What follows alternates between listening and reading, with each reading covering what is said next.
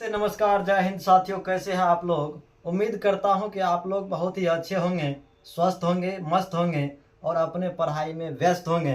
तो आइए आज हम लोग पॉलिटी के पार्ट 2 को जानने से पहले, समझने से पहले हिस्ट्री के कुछ टॉपिक हैं जिसको हम लोग को पढ़ना होता है, समझना होता है, तब जा कर के हम लोग पॉलिटी के सेकेंड पार्ट को समझ पाएंगे। क्योंकि इससे पहले पॉलिटी का फर्स्ट पार्ट हमने बताया है, इसीलिए आज हम लोग हिस्ट्री के कुछ ऐसे टॉपिक है जिसको जानेंगे। तो सबसे पहले हम लोग पॉलिटी के सेकेंड पार्ट को समझने के लिए हिस्ट्री के भारतीय राष्ट्रीय कांग्रेस को समझना पड़ता है। ठीक है, कहता है कि भारतीय राष्ट्रीय कांग्रेस का स्थापना जो है ए.ओ. हयूम जी किए थे। कौन किए थे? ए.ओ. हयूम जी जो है भारतीय राष्ट्रीय कांग्रेस का स्थापना किया था और इसका पूरा नाम होता है Allan Octavian Hume. Allan Octavian Hume. और इसके सेकेंड पार्ट में आते हैं हम लोग कि भारतीय राष्ट्रीय कांग्रेस का स्थापना कब किया गया था। तो वो 28 दिसंबर 1885 को मुंबई में किया गया था। कहाँ किया गया था? मुंबई में। और इसके आगे हम लोग अगर बढ़ेंगे तो भारतीय राष्ट्रीय कांग्रेस का पहला नाम भारतीय राष्ट्रीय संघ था। क्या था? भारतीय राष्ट्रीय संघ था। लेकिन इस नाम को भारतीय राष्ट्रीय कांग्रेस के पहले अधिवेशन में दादा भाई नौरोजी गुहार लगाए थे, बोले थे, जिक्र किए थे कि इसका नाम जो है भारतीय राष्ट्रीय कांग्रेस कर दिया जाए। तो उसी के अनुशंसा पर जो है इसका नाम भारतीय राष्ट्रीय कांग्रेस रखा गया, दादा भाई नौरोजी की अनुशंसा पर।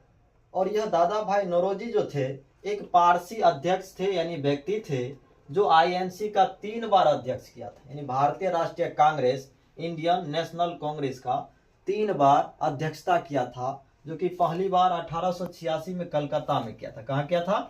1886 में कलकत्ता में।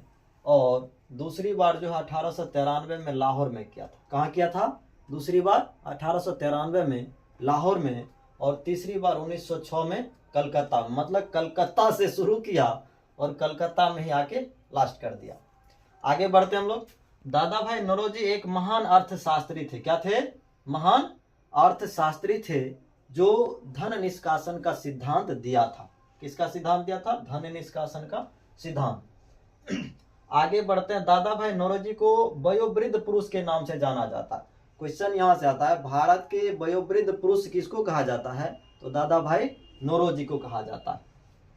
आईएनसी के पहले अध्यक्ष, मतलब भारतीय राष्ट्रीय कांग्रेस के पहले अध्यक्ष WC बनर्जी थे, जिसका पूरा नाम होता है व्योमेश चंद्र बनर्जी। व्योमेश चंद्र बनर्जी होता है, जो बम्बई के गोकुलदास तेजपाल संस्कृत महाविद्यालय में अध्यक्षता किए थे। क्या किए थे?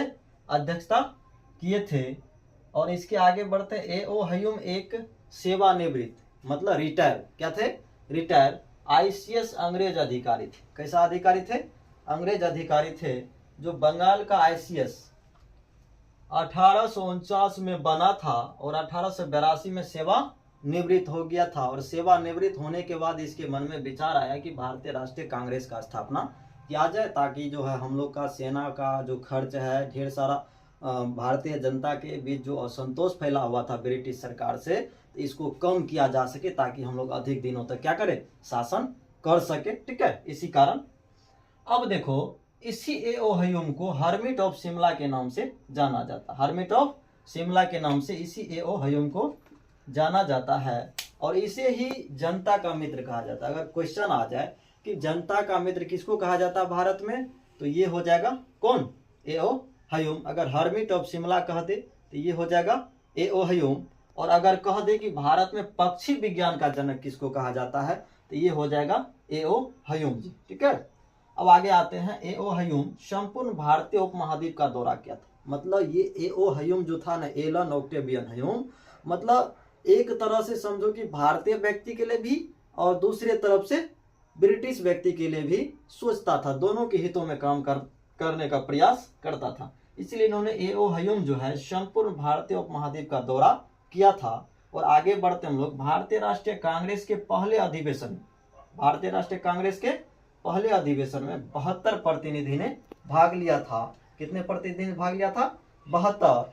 और इसी प्रथम बैठक में 9 प्रस्ताव को पारित किया गया था। अगर क्वेश्चन यहाँ से एक कह दे कि भारतीय राष्ट्रीय कांग्रेस के पहले अधिवेशन में कितने मुस्लिम अध्यक्ष ने भाग लिया था, तो वह 2 था। कितना था? 2 था। भारतीय राष्ट्रीय कांग्रेस के पहले अधिवेशन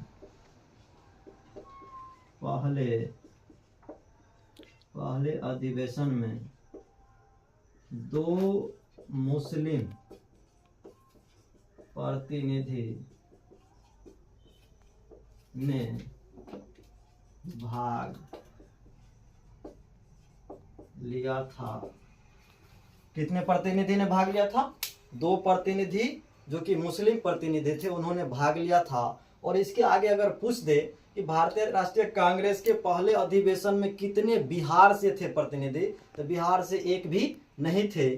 तो आइए आज हम लोग इन सेशन को समाप्त किए यहीं पर, और आगे का सेशन आगे देखेंगे अगले टॉपिक में। तो इसी तरह के वीडियो को पाने के लिए आप लोग को जो है हमारे ऑफिशियल यूट्यूब चैनल एएसपी ज्ञान भंडार को सब्सक्राइब करना है, लाइक करना है और शेयर करना है। जय हिंद, जय जवान, जय किसान।